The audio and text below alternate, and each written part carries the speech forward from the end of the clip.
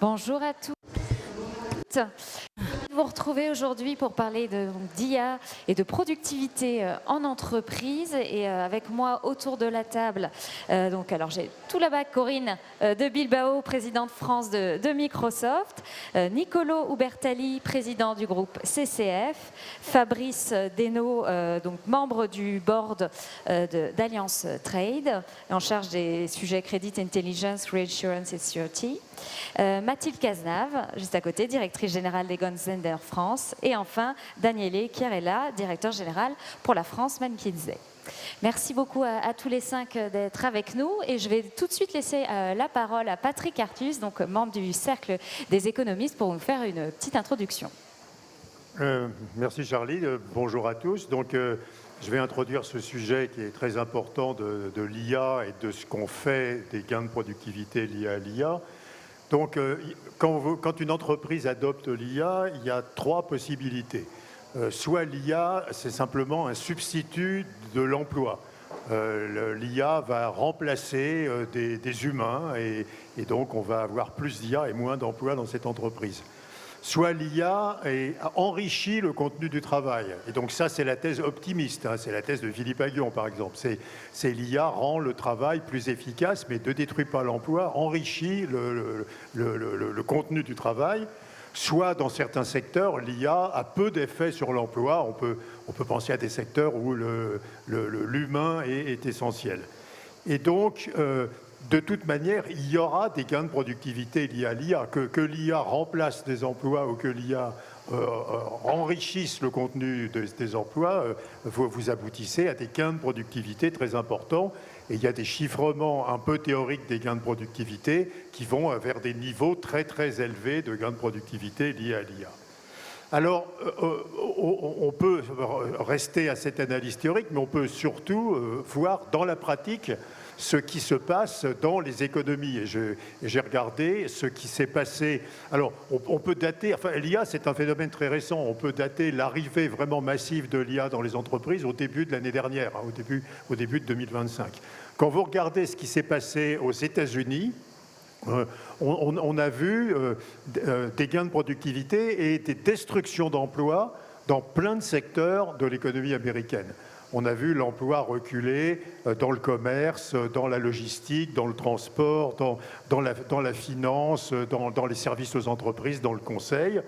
Et donc, si vous regardez l'économie américaine aujourd'hui, elle ne crée plus d'emplois que dans les secteurs d'activité où l'IA a peu d'effet sur la technologie de production. Et les emplois sont créés uniquement dans la santé, dans l'éducation et dans les services sociaux. Si vous regardez la France, il y a un travail très intéressant de l'INSEE qui a été fait au printemps dernier, qui regarde les effets de l'introduction de l'IA en France, et on voit que l'IA a peu d'effets pour l'instant sur l'économie française, mais a des effets très concentrés sur le secteur des services informatiques. Et l'IA a conduit à des destructions massives d'emplois dans le secteur des services informatiques, uniquement pour les jeunes, pour les juniors. Il y a une baisse de près de 8% de l'emploi l'année dernière dans les services informatiques en France pour les juniors, alors que les plus de 40 ans ont conservé leur emploi. Et donc là, on touche un autre des problèmes liés à l'introduction au développement de l'IA, qui est que l'IA rend plus difficile l'entrée dans la vie active sur le marché du travail pour les juniors. Alors, qu'est-ce qui est crucial quand les entreprises introduisent l'IA? Il y a des gains de productivité, de façon indubitable, on va avoir des gains de productivité. Ça veut dire que la valeur ajoutée par salarié va augmenter, à nouveau que ce soit par destruction d'emplois ou par enrichissement des tâches. Mais la question centrale, c'est que va-t-on faire de ces gains de productivité? Et donc, il y a 3 possibilités essentielles. D'abord, ces gains de productivité peuvent être utilisés par les entreprises ou par les pouvoirs publics pour former les salariés à l'IA. Et donc ça serait une utilisation très vertueuse des gains de productivité liés à l'IA. On formerait tous les salariés à l'utilisation de l'IA, sachant que les différents travaux montrent qu'entre 40 et 60% des tâches seront très fortement affectées par l'introduction de l'IA dans le futur. Une deuxième utilisation vertueuse des gains de productivité liés à l'IA, c'est de baisser les prix. Donc l'entreprise baisse ses prix pour faire profiter ses clients des bienfaits, des gains de productivité liés à l'IA. Et donc, on débarre un cercle vertueux, baisse des prix dans les entreprises qui utilisent l'IA, gain de pouvoir d'achat pour les consommateurs, supplément de demande. Et donc, finalement, à la fin, il n'y a pas de perte d'emploi, puisqu'on doit recréer des emplois grâce aux gains de pouvoir d'achat qui ont été distribués dans la population. Et alors, la troisième utilisation qui peut être faite des gains de productivité de l'IA, c'est une utilisation très défavorable, c'est d'enrichir un petit nombre d'entreprises ou un petit nombre d'individus. Alors, malheureusement, aujourd'hui, c'est l'utilisation qu'on observe aux États-Unis. Vous avez un enrichissement par l'IA et une hausse des revenus, une hausse du patrimoine de peu de gens et de peu d'entreprises. Et alors, si les gains de productivité liés à l'IA servent à envoyer des milliardaires sur la Lune ou à leur permettre d'acheter des îles paradisiaques dans le Pacifique, ça sera une utilisation très, très inefficace de l'IA. Donc, l'IA, oui, fait des gains de productivité. L'IA, probablement, à court terme, détruit des emplois. Et 3, l'effet à long terme de l'IA sur l'emploi dépendra de ce qu'on fait de favorable ou de défavorable des gains de productivité associés au développement de l'IA. Merci Charlie. Merci Patrick. Eh bien, on va rentrer tout de suite dans le vif du sujet. Donc, les entreprises parlent de plus en plus d'IA. Elles annoncent plein de nouveaux produits. Elles font des collaborations avec des startups. Elles vont recruter beaucoup de spécialistes. Mais aujourd'hui, est-ce que les entreprises attirent vraiment de la valeur de l'IA ou est-ce qu'on est encore dans une phase d'expérimentation? Alors, je me tourne vers Daniele, parce que vous avez quand même une vision assez 360. Quoi. Bonjour à toutes et à tous. Et en fait, il faut, Patrick, il a dit, l'IA, c'est une chose relativement nouvelle. Elle commence d'avoir, le début de l'année passée. Et il faut reconnaître que c'est encore une phase de transition. Et il faut séparer le taux d'adoption de l'IA versus un peu la valeur qu'on est capable encore d'extraire de l'IA. Au niveau d'adoption, en fait, pour les entreprises, on peut dire que plus que 90% des entreprises, ils utilisent l'IA dans une forme ou l'autre. Ils ont des use cases. Tout le monde dit on a implémenté Copilot sur les outils, comme outil et tout ça.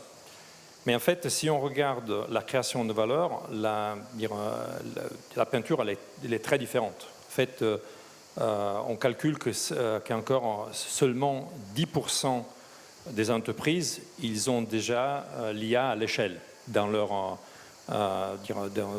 operating model, dans leur organisation. Et en fait, si on regarde les entreprises qui sont incapables de créer de la valeur ajoutée, créer un EBIT, un profit grâce à l'IA, c'est seulement le 5% des entreprises qui sont déjà dans ce point-là. Et c'est un peu, si vous voulez, un peu une nouvelle version du paradoxe de Solow, dans le sens qu'on parle d'IA, l'IA il est partout, mais il n'est pas dans la productivité, il n'est pas dans les résultats des entreprises. Et c'est le risque, c'est d'avoir une révolution technologique, mais pas une révolution de productivité. Et ça, c'est un peu une chose qu'on a étudiée, qu'on a mis aussi dans nos études qu'on est en train de présenter à Aix. Et c'est en fait un peu la différence de qu'il est gagnant sur ça versus qu'il n'est pas capable de rejoindre ce type d'exercice. Et c'est sur la capable d'éviter d'utiliser l'IA simplement comme à travers une optimisation des processus actuels. Et parce qu'en fait, l'IA, si on va avoir un impact, il a besoin d'un saut stratégique, vraiment de changer complètement l'organisation et les processus de bout en bout. Et en fait, il faut aussi reconnaître que l'IA, il peut avoir un impact très fort parce que l'augmentation de la productivité en Europe et en États-Unis, il est très concentré dans un numéro limité de entreprises. Plus ou moins, dans nos études, on voit que plus que la moitié de la croissance de la productivité dans les dernières années, il était venu d'un numéro de grandes entreprises entre 30 et 50. Ça veut dire, et en fait, en France, 53 grandes entreprises, ils sont responsables de plus de la moitié de la croissance de la productivité. Ça veut dire que ce n'est pas une question d'avoir toutes les entreprises qui l'utilisent à l'échelle, mais c'est très important que ça va passer dans les grandes entreprises, parce que ça peut donner vraiment un boost de productivité, de compétitivité pour la France. Et c'est aussi intéressant de noter que les sociétés qui réussissent déjà à avoir un résultat positif au niveau aussi de profit, ils sont des entreprises qui ont changé d'une façon, qu'ils ont révolutionné la façon de faire le business et de s'organiser. Et c'est un peu pour conclure, c'est vraiment un peu le sujet de dire comment s'assurer que on va réinventer le business model, l'organisation et les processus, à la place de voir simplement l'implémentation de l'IA pour optimiser à droite ou à gauche les processus. Corinne, c'est un peu ce que vous voyez aussi chez Microsoft France, et peut-être quels secteurs ont peut-être pris plus les devants que d'autres? Bonjour à toutes et à tous, merci de cette chaleureuse invitation. Je pense qu'il faut, on est en train de passer de l'utilisation individuelle à l'adoption utile et à la transformation des organisations. Je rejoins à ce que vous disiez, adoption, ça ne veut pas dire transformation. En termes d'adoption de la technologie, la France, elle est plutôt bien placée. Nous, on travaille sur un rapport sur le marché du travail mondial. Et on se rend compte en fait que plus de 45% des collaborateurs aujourd'hui dans les entreprises utilisent l'intelligence artificielle. C'est à peu près 30% aux États-Unis. Donc on a plutôt une diffusion assez importante. Par contre, il y a un paradoxe, c'est-à-dire qu'aujourd'hui, les gens, à peu près à 50% dans les entreprises, disent « oui, ça me permet de faire des tâches plus intéressantes, des choses que je ne faisais pas avant et de créer de la valeur ». Mais ils disent aussi, la majorité d'entre eux, que leur organisation à l'entreprise n'est pas prête et n'a pas organisé la stratégie. Donc ça veut dire que si on veut passer de la productivité individuelle, où on dit on gagne du temps, on gagne des minutes, et effectivement, vous dites, probablement ça a des conséquences sur les effectifs, à comment on rentre dans les processus, les processus logistiques, l'interaction avec les clients, tous les processus de l'entreprise pour créer de la valeur. Il y a beaucoup d'entreprises. Alors, ce qu'on voit en France, nous, c'est les 3/4 des entreprises encore sur le sujet de la productivité individuelle. Je donne les outils. Et voilà, j'espère que les gens vont travailler plus vite, plus efficacement, mais n'ont pas réellement transformé l'organisation du département, du métier, et on voit beaucoup d'industries. Ceci dit, alors je ne sais pas, vous disiez 10%, nous à peu près 20% sont en train de le faire. On a des beaux exemples industriels, réellement, on a des beaux exemples dans chaque secteur d'activité. Vous voyez une entreprise comme par exemple Publicis dans les médias est en train de vraiment réinventer la façon de créer du contenu. On pourrait penser oui, ça va détruire plein de trucs. En réalité, ils vont chercher de nouveaux clients, plutôt très compétitifs sur le marché mondial. Donc c'est un bon exemple d'entreprise qui dit je ne donne pas qu'un outil que je colle aux collaborateurs, mais je vais transformer aussi tout ce que je crée en termes de contenu pour les clients, la façon dont je vais sur le marché. D'autres entreprises, je cite une entreprise industrielle qui Sonepar, qui fait la distribution de matériel électrique, qui a réorganisé toute sa chaîne logistique et ça leur permet d'être plus compétitifs sur des marchés mondiaux. Donc on a ces exemples d'entreprises. Ce qu'elles ont en commun, c'est souvent que le dirigeant a décidé que c'était une stratégie d'entreprise et c'est pas de la tech pour de la tech, parce que sinon on colle un outil quelque part. Et réellement, ça ne sert pas à grand-chose parce qu'on n'a pas expliqué en quoi ça a aidé la stratégie d'entreprise. Et on a aussi un peu perdu les collaborateurs. mais c'est de dire, voilà, je veux faire ça avec, je veux soit réduire le cycle de mise sur le marché de mes produits, je veux aller plus vite, soit je veux effectivement avoir une meilleure expérience client, je veux conquérir plus de clients. Donc, celle qui réussit, c'est le CEO qui a défini ce qu'il voulait faire, qui a aussi massivement formé les collaborateurs. C'est la même étude qu'on a fait, dit qu'il y a 7 collaborateurs sur 10 des cadres qui ne sont pas formés. Donc, ils emmènent leurs propres outils dans l'entreprise et ils n'attendent pas. Hein, les collaborateurs, ils ont leur outil à la maison, donc ils l'emmènent. On fait du shadow AI. Donc, ceux qui ont investi massivement dans ça, et aussi ceux qui ont défini, non pas sans expérience, les proof of concept, mais qui ont dit, voilà, il y a 1 ou 2 sujets qui sont clés pour l'entreprise dans laquelle on va investir, et ça peut être voilà, mieux gérer mes inventaires, et qui sont très en rapport avec la stratégie de l'entreprise.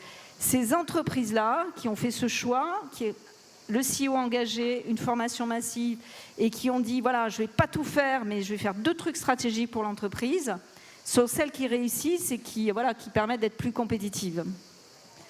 Alors Nicolo, vous faites partie de ces entreprises? Est-ce que le secteur bancaire a vraiment intégré aujourd'hui l'IA? Et puis peut-être plus précisément, si vous pouvez nous parler de CCF, comment vous l'avez implémenté aussi? Bonjour à tout le monde. Oui, absolument, sur le secteur bancaire, dans le secteur des services, c'est une révolution comme a été la révolution industrielle. Il ne faut pas se cacher, c'est ça, c'est seulement la rapidité dans laquelle on va l'implémenter. Comme a dit Patrice, je suis très d'accord, il y a 2 façons de le faire. Plus simple, on coupe les coûts. Il faut avoir au contraire un peu plus de vision du futur, et alors là, on peut vraiment l'utiliser pour grandir. Considérez que les banques dans le monde, les 100 plus grosses banques mondiales, en Europe, aux États-Unis, ont une base de coûts de 600-800 milliards. Bon, 2 à 300 milliards de ça pourraient être porté en efficacité due à l'IA. Ce n'est qu'une question de temps. Nous avons eu, et ça va toucher quoi? Ça touche tout d'abord toute la partie sécurité. Ça change le monde. Je ne sais pas si vous avez entendu parler de Mythos. C'est une petite software AI qui avait été devenu tellement dangereux qu'ils ont dû l'arrêter. Et ça va continuer, ça va revenir. Mais ce n'est pas un gros problème. Ça veut dire que toutes les banques vont se mettre au niveau de pouvoir se défendre de ça. Ça veut dire que tout le monde va se remonter à un nouvel équilibre. Mais c'est un gros changement. Toute la partie des tâches automatisées, au CCF, on a automatisé 67% des tâches de tout ce qui est back-office. Et c'est que le début. Pourquoi est-ce qu'une banque comme la nôtre peut le faire et d'autres banques ne le font pas? C'est une question sociale. C'est une question, il y a des individus derrière, il y a des familles derrière. On ne peut pas que faire ça et voilà, que pour le profit. Donc, il faut faire très attention à comment on le fait et si le système économique autour peut réabsorber ces personnes. Mais la technologie est là. Elle permet une rapidité qu'on n'avait pas avant. Mais dernier point, sur la partie, au contraire, de la croissance. Alors là, c'est la chose qui m'intéresse le plus. Je pense et je crois encore que la banque, c'est tout d'abord confiance. C'est tout d'abord la connaissance de la personne que tu as devant. Et nous sommes convaincus, au moins au CCF, que le modèle purement digital ne va pas marcher pour tout le monde. Parce que je n'aurai jamais confiance dans une machine. Vous recevez vous-même les petites emails « Bon anniversaire » de la machine en automatique? Ça vous donne la même émotion que quand vos fils vous disent ça? Ben non. Ben non, c'est ça la différence. Oui, la machine vous dira bon anniversaire, mais bon, vous savez très bien que c'est faux. C'est écrit. Bon, et donc, pour nous, c'est un fondamental, la partie de croissance. Et comment on l'a fait? Rapidité. Ça veut dire que l'IA peut donner beaucoup plus de rapidité. Combien de vous ont fait un crédit immobilier qui prend 4 mois? Milliers de documents. Ben maintenant, ça doit prendre la partie de travail, après avoir automatisé ça, c'est autour de 15 minutes. C'est rien du tout. Et ça peut vraiment booster l'effet du conseiller. Ou la pertinence. Combien de fois vous avez été appelé quelque chose que vous n'avez pas besoin? Et il vous appelle, ah, est-ce que vous avez... Ben non, je n'ai pas besoin. Là, de nouveau, l'IA peut aider sur la pertinence de ce qu'on fait. Et troisième, tout ça a besoin de formation des individus, formation en présentiel, pas formation digitale. De nouveau, la confiance, la crédibilité d'une personne, la confiance se fait à travers la personne sur personne. Et moi, je crois, peut-être je suis naïf, que ça ne changera pas. Et nous le voyons assez bien dans CCF aujourd'hui. Fabrice, vous, c'est un peu la même question que j'ai allez-y. À vous poser. C'est pareil, c'est comment ça a amélioré justement la productivité, vous, chez Allianz Trade, concrètement? Oui, merci Charlie, bonjour tout le monde. Oui, alors Allianz Trade, pour ceux qui ne sont pas familiers avec notre entreprise, on est le leader de l'assurance crédit et donc par cette activité, on est amené à prendre des engagements de crédit sur des millions d'entreprises dans le monde. Donc on garantit à tout moment 1,5 trilliard d'engagements de crédit et on obtient de l'information et on surveille la qualité des entreprises d'environ 80 millions d'entreprises dans le monde. Donc on est un secteur où la data et l'information sont des éléments absolument critiques. Donc ça se prête très bien à l'utilisation de l'IA. Donc on pratique l'IA, nous, depuis déjà pratiquement 7-8 ans. Et dans un premier temps, effectivement, ça intervient au niveau d'automatisation, un certain nombre de process de décision, de process de scoring, de process d'automatisation. Donc on a réussi à augmenter très nettement l'automatisation de ces process. Mais ce n'est pas seulement de la productivité, parce que ces process, en fait, sont plus précis. Et donc, on fait plus, on fait mieux, et ça nous a permis aussi de soutenir de la croissance. Et grosso modo, c'est 50-50. On a gagné en productivité quelque chose comme 20 ou 30 points, mais on est capable de faire 50% de plus de volume, et pour le même coût du risque qu'on avait il y a encore 5 ou 6 ans. Donc, il y a vraiment cette dualité productivité et croissance, et je pense qu'on a réussi à la mettre en œuvre. L'autre élément également, effectivement, c'est l'augmentation de nos analyses crédit et de nos analystes, parce que, comme dans la banque, il faut incarner la décision de crédit, on ne va pas la laisser à une machine, on ne peut pas la laisser à une machine, et donc elle est incarnée, et il y a toujours une place pour l'humain, pour effectivement gérer les exceptions, les dossiers les plus complexes, et également expliquer ces décisions à nos clients. Donc dans la relation client, il y a une place. Donc on a augmenté la capacité de nos analystes, on leur donne des outils qui leur permettent d'être plus rapides et plus efficaces. Là aussi, il y a un gain de productivité, mais l'humain reste absolument essentiel dans nos processus. Et là où on a finalement constaté qu'on a le plus de gains, c'est quand on est capable de complètement revoir notre processus. Concrètement, un processus de décision de couverture de crédit, dans le passé, c'était extrêmement séquentiel. C'est-à-dire qu'on avait une demande, on allait chercher de l'information, on exploitait cette information, on l'a passée en comité de crédit et on rendait une décision. Avec l'IA, avec toutes les transformations qu'on a pu faire de nos process, on passe dans un process qui est beaucoup plus continu, où en fait il y a une veille permanente de cette information et on récupère des signaux d'alerte ou des signaux positifs ou négatifs d'ailleurs, et on est capable de prendre des décisions ou d'ajuster notre position en temps réel. Et ça, c'est grâce à cette réorganisation des process qui est, je vais être honnête, qui n'est pas totalement terminée, donc il y a encore du potentiel, mais grâce à cette réorganisation des process qu'on fait vraiment des gains durables. Et je pense que ce qui est vrai pour nous, je pense que c'est vrai pour pas mal d'entreprises qui sont peut-être dans ce changement-là. Donc concrètement, pour faire rapide, je vais dire, il y a des gains, ils sont vraiment réels, on est capable de les mesurer, ils sont mesurables, ils sont réels, des gains de productivité, mais ce n'est pas seulement la productivité, il y a aussi, ça permet de faire plus. Et donc le net, pour nous, par exemple, on a très peu réduit l'emploi parce qu'on est capable on a réussi à faire plus avec les mêmes. Et donc le principal enjeu, c'est vraiment de réinventer la place de l'être humain dans ces process qu'on redéfinit et de les accompagner dans cette transformation de leur travail. Et ça c'est un chantier que j'avoue qui est en cours actuellement. Ah bah, très bonne transition pour parler de l'humain, justement, Mathilde. Est-ce qu'aujourd'hui, il faut des experts IA dans un COMEX? Est-ce qu'il faut aujourd'hui un CEO, un PDG qui soit ultra technique? Enfin, comment vous abordez maintenant ces questions avec vos clients? Alors, bonjour, merci Charlie. Bonjour à tous. Je ne sais pas si tout le monde connaît Egon Zehnder. Egon Zehnder, on accompagne les dirigeants sur des sujets de recrutement, de développement et de gouvernance, ce qui vous explique l'angle que j'ai sur le sujet. Quelque part, la question implicite, pour nous, c'est comment le leadership s'approprie les AI pour créer de la valeur. C'est le sujet fondamental, finalement. Et donc, ça passe par les hommes et les femmes. Donc, sur le sujet des experts, quand on recrute des experts AI, quand des gens viennent nous voir en nous disant « Pourriez-vous nous aider à recruter des experts AI ?» Aujourd'hui, et c'est en cours d'évolution, il y a 2 grandes catégories d'experts AI.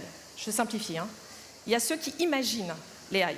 Ceux qui imaginent les AI, c'est les scientifiques, c'est ceux qui viennent du monde académique, de la recherche. C'est aussi les fondateurs de start-up, quelque part.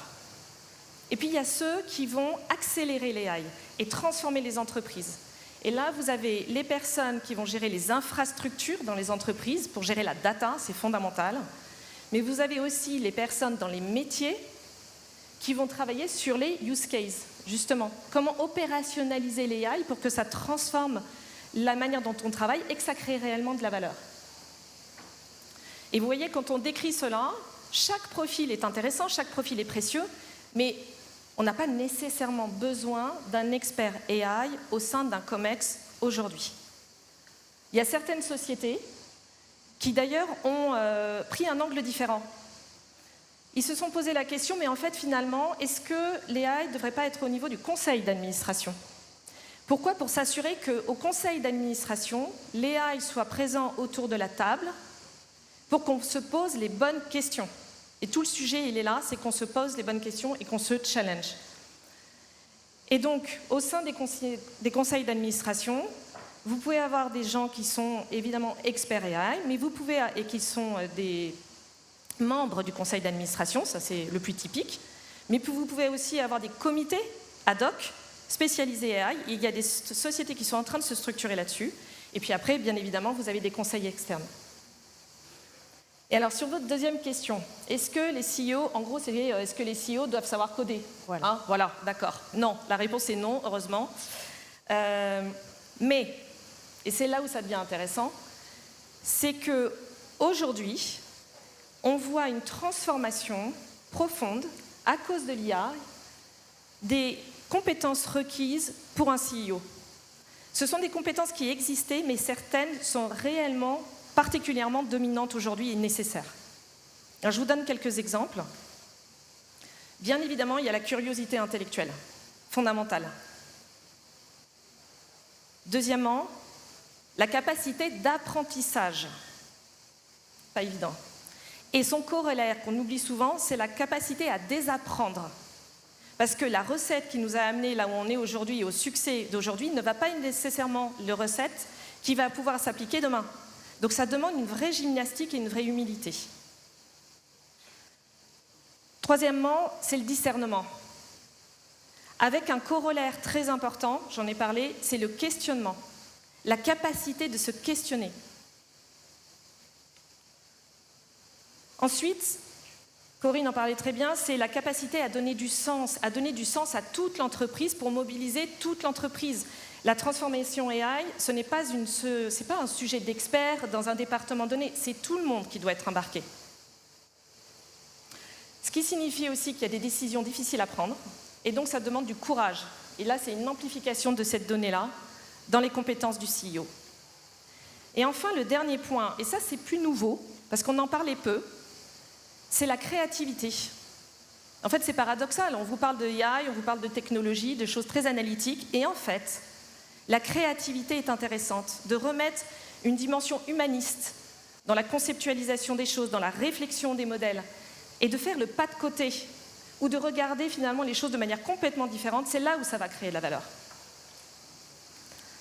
Donc quelque part pour nous, c'est d'une certaine manière, plus l'entreprise va s'appuyer sur l'intelligence artificielle, plus les qualités profondément humaines de leadership deviennent stratégiques.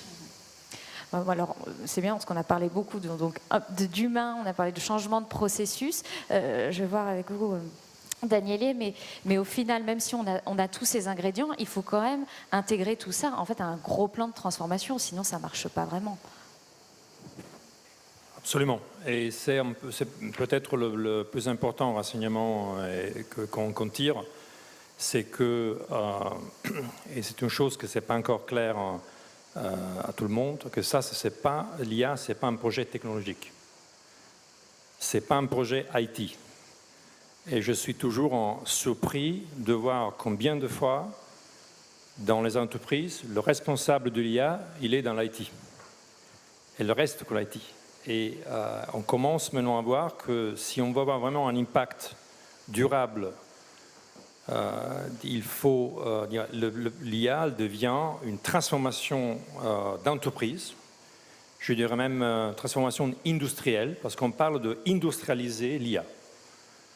Et dans ce contexte-là, ça veut dire que le responsable de l'IA devient le CEO.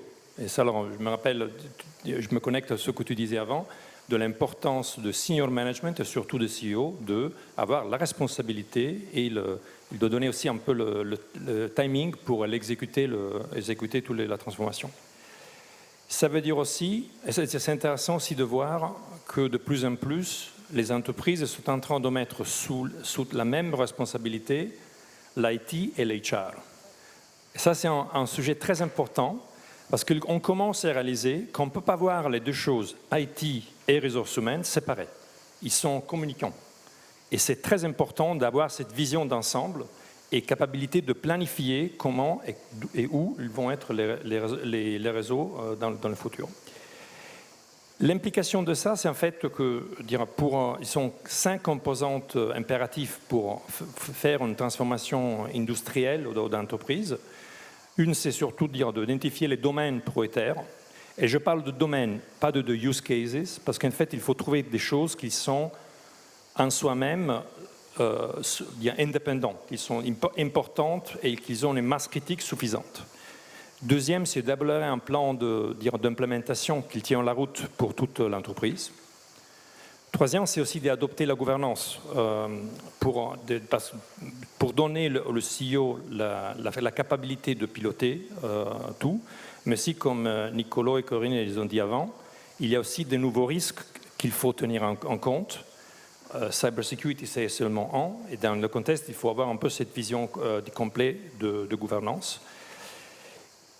Quatrième, c'est de transformer les processus de bout en bout. Comme on te dit, ce n'est pas seulement des changements petits, on dit rewire. On va faire vraiment de bout en bout, on va redesigner tous les processus, aussi comme Fabrice l'a dit avant sur le sujet du crédit. Et investir en compétences. Si je peux dire, le sujet pour moi, c'est frappant, et de fait, tu l'avais mentionné, on est encore très derrière sur le sujet d'investir en compétences. Nous, McKinsey, en fait, on estime que pour chaque euro qu'on investit sur la partie technologique, il faudra investir 2 euros sur la partie de compétences et de change management. Ça veut dire l'IA, c'est un sujet plutôt humain et pas technologique. Et c'est très important, et c'est pour ça que c'est important de réfléchir quand les CEO demandent combien ça coûte la partie IA. Regarde pas seulement la partie IT, regarde aussi combien tu dois dépenser pour avoir un upskill and reskill de tes réseaux. Et ça, c'est super important. Et dans ce contexte, ça arrive un peu à voir un peu l'IA, c'est pas Nicolas et Fabrice le disaient avant, l'IA, ça ne veut pas dire faire le travail à la place des personnes. Ça veut dire changer l'activité, augmenter l'opportunité de faire la créativité, les décisions et surtout évaluer le business judgment. Parce que le business judgment, c'est une chose qu'on a comme humaine. Ce n'est pas la machine qui peut le faire. Et comment on va arriver à ce type de transformation dans laquelle, on avait présenté à Vivatech un peu ce qu'on appelle l'entreprise symbiotique. Ce n'est pas une question d'avoir que des agents, mais c'est comment on réussit à avoir une organisation, donc les humains, les agents et les robots, ils travaillent ensemble. Et on donne la partie à peu la rejeter aux humains. Ça, c'est vraiment un peu la chose frappante. Dernier point très important que je pense c'est un sujet qui est encore sous-estimé chez les entreprises, et c'est qu'il faut réfléchir que dans les derniers 20 ans, les entreprises européennes et françaises, ils ont fait du nearshoring et du offshoring pour réduire le coût de travail. On a déplacé un montant de travail à l'étranger. L'opportunité qu'on a sur l'IA, c'est en fait de réimpatrier ce type de travail parce qu'on revoit les processus end-to-end et on peut faire beaucoup plus de choses à un coût beaucoup plus bas en France ou en Europe. Et la bonne nouvelle, c'est qu'en fait, la France, il a les compétences, au niveau des mathématiciens et des ingénieurs pour le faire. Il faut aussi noter qu'on n'a pas suffisamment. On a un gap là, et ça va être très important pour le système universitaire d'augmenter la capacité d'avoir plus d'ingénieurs, de mathématiciens et de techniciens sur le sujet. Et est-ce que c'est, Corinne, une opportunité pour, là, de ce qui vient de raconter Daniele, une opportunité pour les TPE, PME aussi, où est-ce qu'elles en sont, elles, concrètement aussi, dans cette révolution IA? Je vais vous répondre. Je voudrais juste ajouter quelque chose sur le rapport à l'IA et l'homme. Il est très clair que ça doit augmenter les capacités humaines et personne, je ne pense pas plus la tech que je représente, j'ai la conviction que c'est réellement d'augmenter les capacités humaines, mais c'est charge à nous de prendre ça, d'avoir cette responsabilité collective, de pouvoir former, et c'est aussi un grand plan de gestion des compétences. Et on est souvent très en retard là-dessus, c'est-à-dire l'analyse de chaque métier, parce que les métiers, ils ne se remplacent pas, c'est en fait des tâches.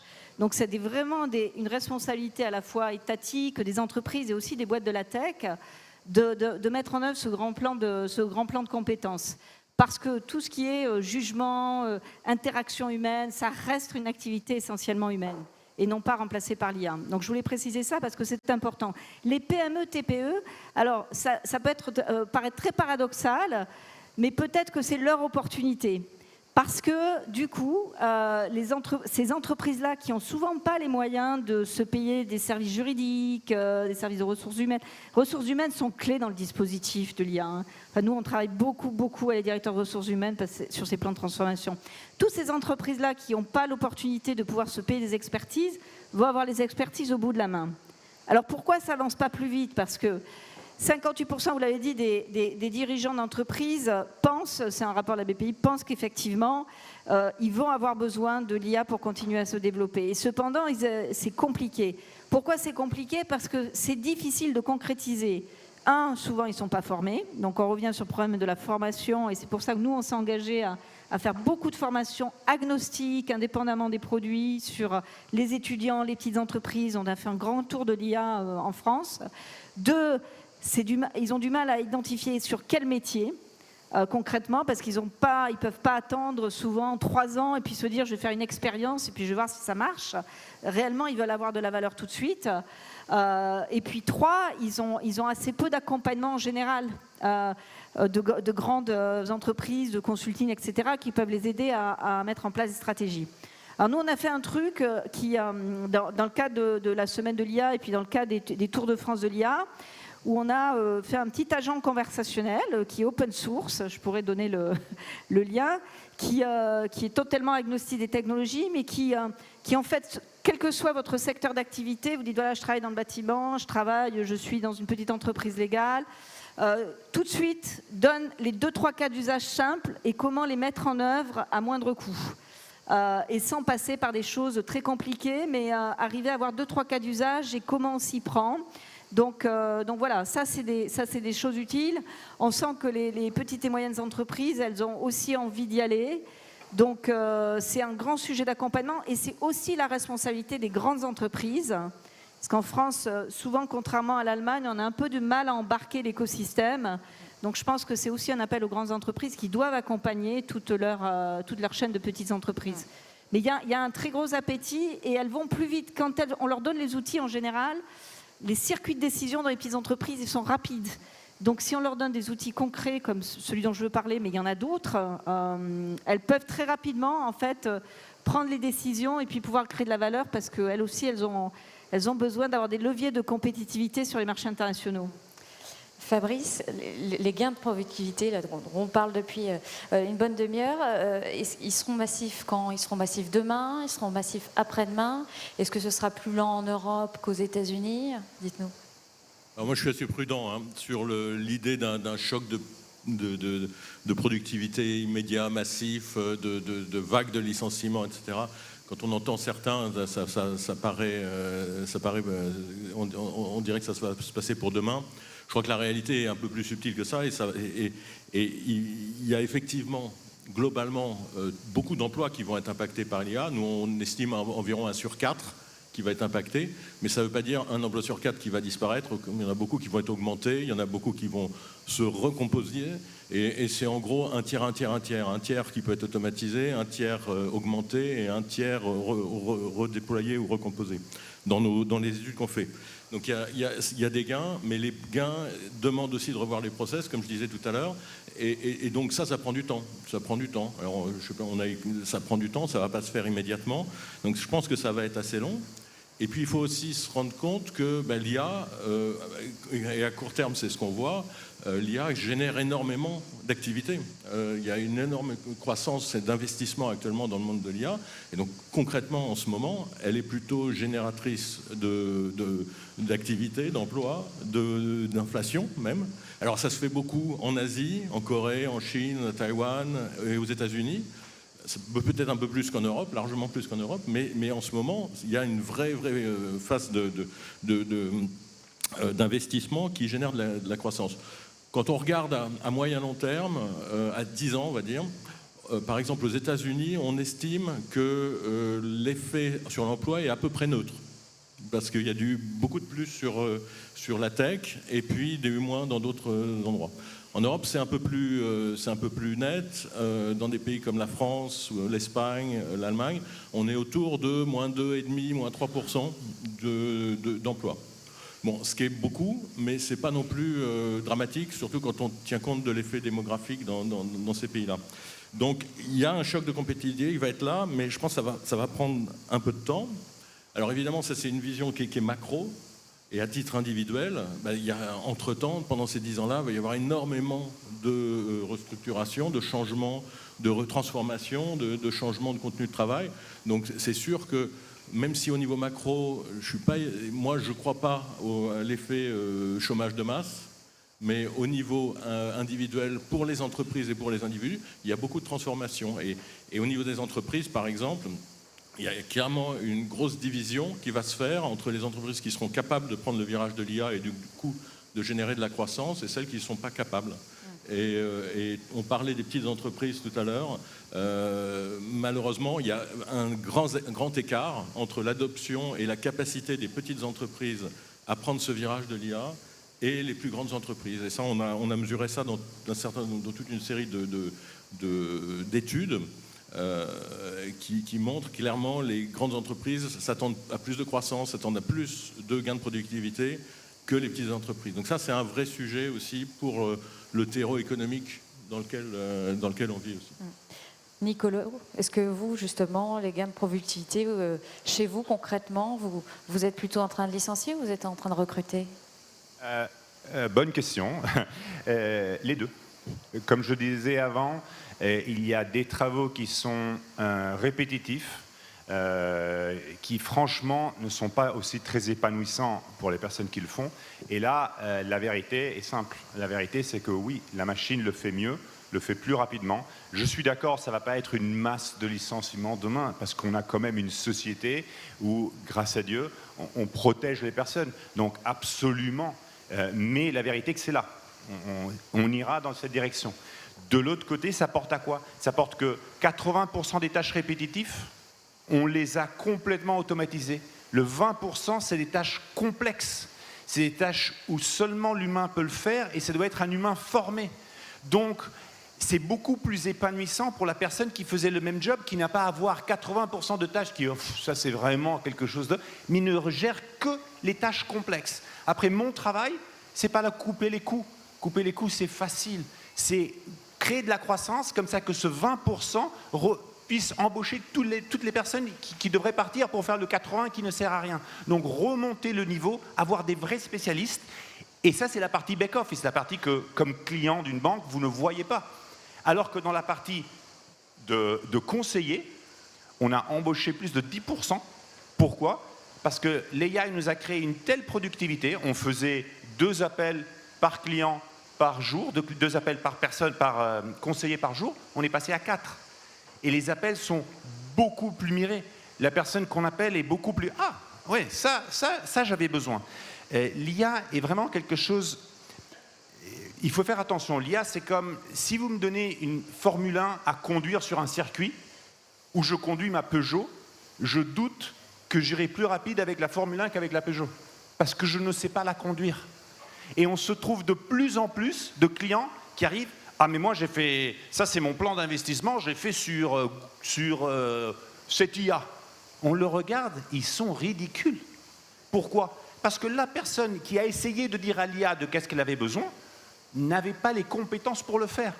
Et donc, il faut faire très attention que le conseil d'une machine n'est pas toujours le meilleur conseil. Donc, ce que j'essaye de faire, c'est de reformer les personnes, leur donner une académie en personne qui puisse les remonter, que quand vous vous présentez devant un conseiller, le conseiller vraiment vous ajoute de la valeur, et l'AI aide un conseiller qui, lui, devrait savoir comment l'utiliser. J'espère que maintenant, on le sache, si on les forme. Mais ça c'est le vrai changement qu'on a.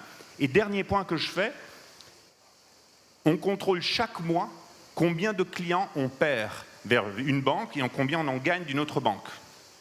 Vous savez, la plus grosse quantité de clients qu'on gagne vient d'où? Des banques digitales. Parce que les gens, l'avocat, le docteur, il a mis du temps à sauver 100 000 euros. Il se trouve devant une plateforme ouverte où ils offrent des AT1, des T2, des ETF. Vous avez compris qu'est-ce que j'ai dit? Non. Ben, c'est normal. C'est normal parce que c'est un docteur qui n'a jamais vu ces produits et il doit le choisir tout seul. Ou il y a un IA, donc fait par quelqu'un quelque part, qui lui conseille de faire ça. Nous, ce qu'on propose, c'est ces gens qui te parlent, tu le connais depuis 4 ans, il te connaît parfaitement, il sait que tu as des enfants, il sait que tu veux mettre de l'argent de côté pour tes neveux pour qu'ils vaillent à l'université, il sait ça. Et il t'aide, il sait la quantité de risques que tu veux prendre. Voilà, cette partie humaine, la machine ne va pas la substituer. Ça, je peux être naïf, mais ça, c'est ce que je crois fortement, et c'est ce qu'on est en train de pousser cette boîte, et le CCF, et c'est là qu'on voit la différence. Qu'il y a une partie des Français qui disent, tu sais quoi, oui, le digital, ça peut être super efficace, mais moi, je veux parler avec Jean, il me connaît, je le connais, j'ai confiance en lui.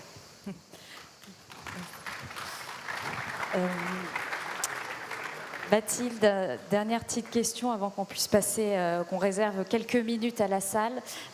Comment on intègre justement toutes ces nouvelles recrues dans l'IA? À qui elles doivent reporter en fait? Est-ce que ça va être justement au directeur technique, au DSI, plutôt au business? Dites-nous.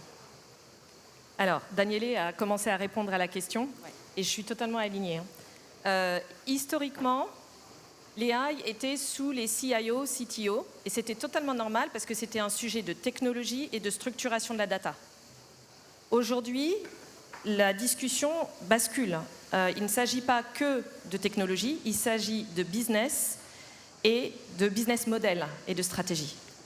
Donc à partir de là, les entreprises en fait, ont fait évoluer leur modèle d'organisation. Alors ce qu'on observe dans les entreprises un peu plus matures, qui ont réfléchi au sujet, c'est un modèle hybride. Vous avez une colonne vertébrale avec, en centrale souvent, avec des personnes qui vont traiter la data, la structurer et qui vont avoir les sujets de standards et de gouvernance pour qu'on parle tous le même langage. Et ensuite, au plus proche des métiers, vous allez avoir les personnes qui vont déployer les initiatives pour transformer le modèle, créer la valeur, réinventer en fait des manières de travailler.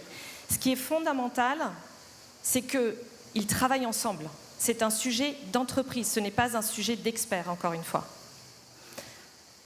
Et certaines entreprises sont même allées un cran plus loin, et ça rejoint ce que tu disais, c'est-à-dire qu'ils créent aussi des groupes de travail, des task force, vous l'appelez comme vous voulez, qui regroupent la technologie, le métier, les RH, parce que c'est une transformation de la manière dont on décide, c'est une transformation dans la manière dont l'entreprise est organisée. Ça a un impact sur la culture même. Et aussi, ils invitent dans ces groupes, et ça vous ne l'avez pas mentionné, le département juridique. Il y a une dimension de gestion du risque, il y a une dimension de gestion réglementaire qui est importante, et il y a une dimension de réflexion éthique, de responsabilité. Et enfin, bien sûr, il y a les sujets de gouvernance. Donc, quelque part, le sujet de l'AI, ce n'est pas un sujet uniquement technologique, c'est un sujet de leadership et c'est un sujet de gouvernance. Ben, merci beaucoup, Mathilde. Oui, vous pouvez l'applaudir. Est-ce que Patrick, vous souhaitez faire une rapide conclusion de 30-45 secondes? Oui, Oui, je crois qu'on a deux messages. Un, on n'est qu'à un stade préliminaire du déploiement de l'IA, parce qu'aujourd'hui, on a amélioré les processus existants et demain, on va changer les processus dans les entreprises. Et deuxième réflexion, le déploiement de l'IA va donner une très grande supériorité aux pays qui ont de la flex-sécurité. Par exemple, les pays du nord de l'Europe par rapport aux pays du sud. Parce que l'IA va imposer beaucoup de formation et beaucoup de rotation sur le marché du travail. Les gens vont changer d'entreprise, vont changer d'employeur, vont changer de métier. Les pays du nord, comme on donne toujours l'exemple du Danemark, on fait des réformes qui sont très adaptées à ce problème. Au Danemark, il y a une rotation extraordinairement rapide sur le marché du travail. 30% des salariés danois changent d'employeur chaque année. Et ce n'est pas du tout qui perdent leur emploi, c'est qu'ils démissionnent pour se faire former par le système de formation et retrouver un meilleur emploi. Et en France, au contraire, on a privilégié la protection de l'emploi. Donc les salariés ont l'objectif de rester dans leur entreprise et avec un système de formation qui est très défaillant. Donc il va falloir que les pays du sud de l'Europe adoptent des modèles de gestion du marché du travail des pays du nord pour bénéficier pleinement de l'IA. Merci beaucoup, Patrick. Alors, on a 4 minutes de questions. Donc, alors, je vais vous demander de faire des questions très brèves, si vous voulez avoir une réponse aussi qui sera très brève. Désolée, mais je suis obligée de faire le gendarme. Bonjour, messieurs, dames, enchanté, monsieur... Je me lève, ça va être mieux. Enchanté, monsieur Assogba, CEO de Assogba Estate Group.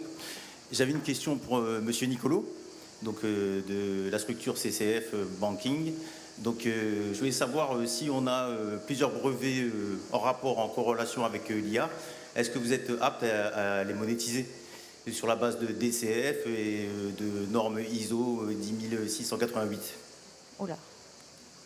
Non, pour être clair, on n'a aucune capacité. Nous, pour faire de l'IA, il faut des milliards et des milliards. On n'a aucune capacité de le faire. On n'utilise que des IA qui sont aujourd'hui qui sont vendables sur le marché. Vous les connaissez tous, les Claude, les ChatGPT, etc. Après, il y a des versions protégées pour les données qui soient protégées, etc. Mais on utilise ça. C'est absolument naïf penser que moi, je me puisse développer mon système IA. On parle d'investissement centaines de milliards pour le faire. Bien au-delà de mes capacités. Merci. Allez-y. Bonjour, merci à toutes et à tous pour vos interventions. Moi, j'avais une question très concrète en fait au niveau du sujet plus global autour de l'IA. On a beaucoup parlé d'adoption et notamment du volet humain et culturel. Merci d'ailleurs de le mentionner parce que dans un précédent panel, un speaker que je ne vais pas nommer disait que l'adoption n'était pas essentielle, ce qui m'a beaucoup interrogée quand même. Moi, ma question, c'est de savoir aujourd'hui, concrètement, comment est-ce qu'avec l'IA, on va s'assurer que le facteur culturel et humain est bien intégré dans les dispositifs qu'on mettra au sein des entreprises. Merci. Je peux apporter une réponse. C'est un sujet super important, et notamment le sujet des biais de genre, des biais d'origine, enfin tous les biais qui peuvent exister.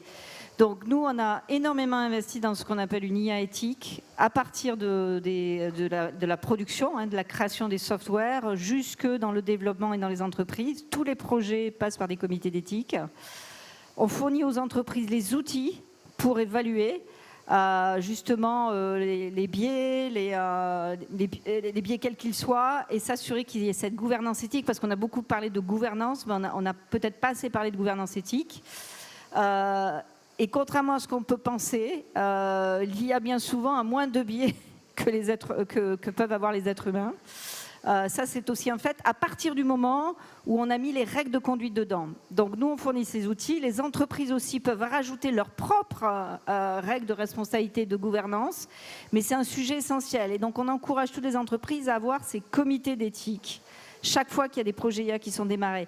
Nous, en ce qui nous concerne, toutes les équipes de développement de software ont des revues d'éthique, de biais, parce que c'est super important. Sinon, on va créer exactement ce qu'on a créé, nous, êtres humains, dans la société, c'est-à-dire des biais de toutes sortes, qui ne sont pas seulement de jarre, comme je disais, mais des biais de toutes sortes. Mais c'est un sujet qui est capital, parce que sans ça, il y a un rejet de la technologie, quoi.